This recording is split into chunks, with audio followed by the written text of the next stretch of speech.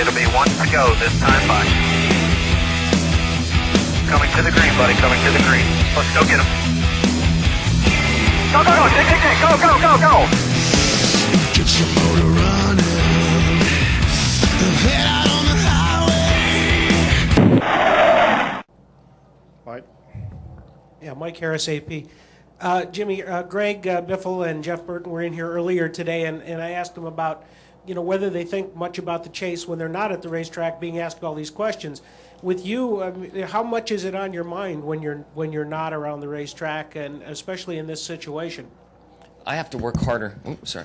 I have to work harder to ignore the chase and what's going on than anything else in my life right now. And I'm sure it's the same way for anyone that has a shot at this thing. And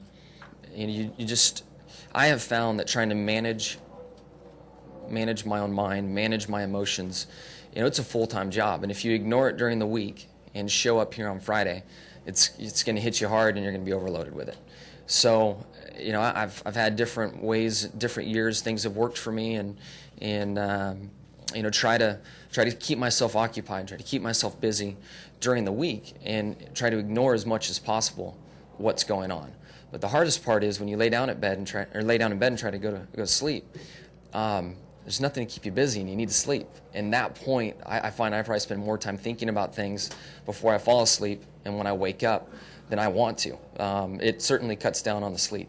You just can't shut the brain off, and the things I've been ignoring throughout the day are still there. So go back to the management side. I've found that this year I've done a better job of managing those thoughts and spending a little time thinking about it before I go to sleep, and almost having a mental checklist. Okay, I've thought about that. Yep, we're going to Texas. I've looked at my race notes, looked at my qualifying notes, covered your bases, go to sleep.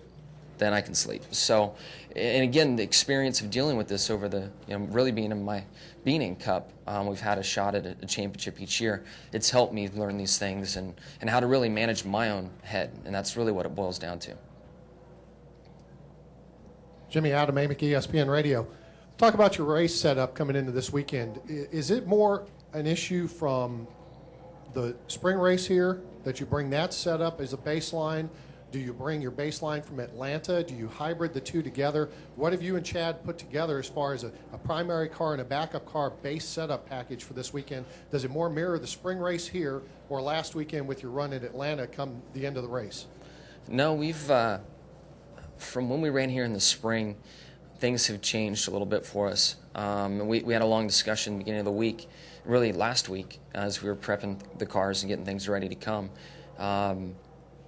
We felt like we were good, but we feel like over the summer after this race we learned some more stuff, and that what we've been racing lately is better.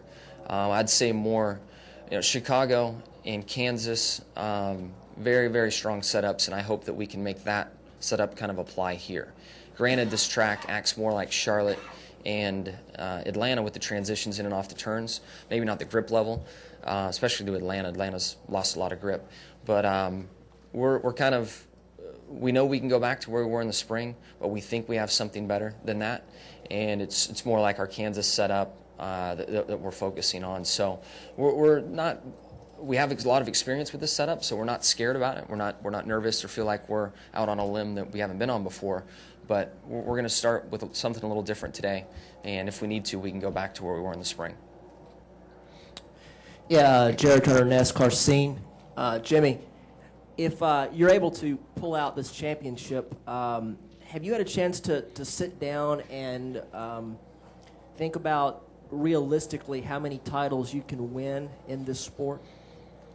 No, I haven't thought that far ahead. I mean, I'm struggling dealing with tomorrow, let alone years out. So again, just trying to manage my own head and what I'm focused on, what I'm thinking about, trying to keep it simple, trying to not worry about things that are so far out, and just worry about today, and then wake up tomorrow and worry about that day. So the team is a very, very good race team. We know at Hendrick we have the tools to race for wins, race for championships year after year, and I don't see that changing anytime soon.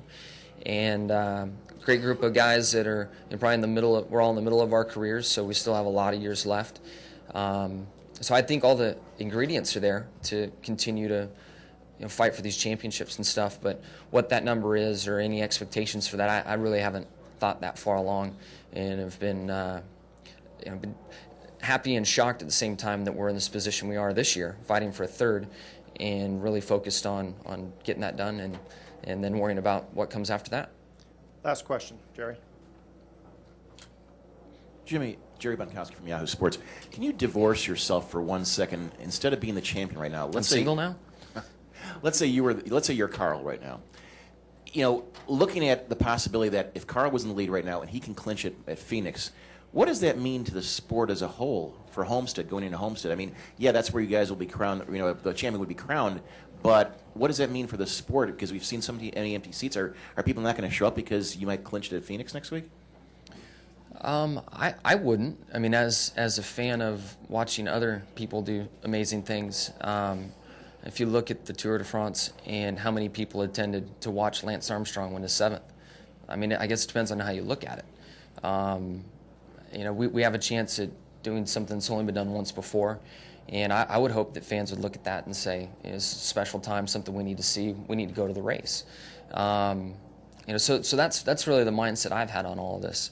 I'm sure for the fans, they'd love to see a race, and I understand that and can sympathize with that to a certain degree. But if we are able to do such a thing, that's a unique opportunity to see that, and I would hope that people would go to watch. Thank you for your time, Jimmy. You got it. Thanks.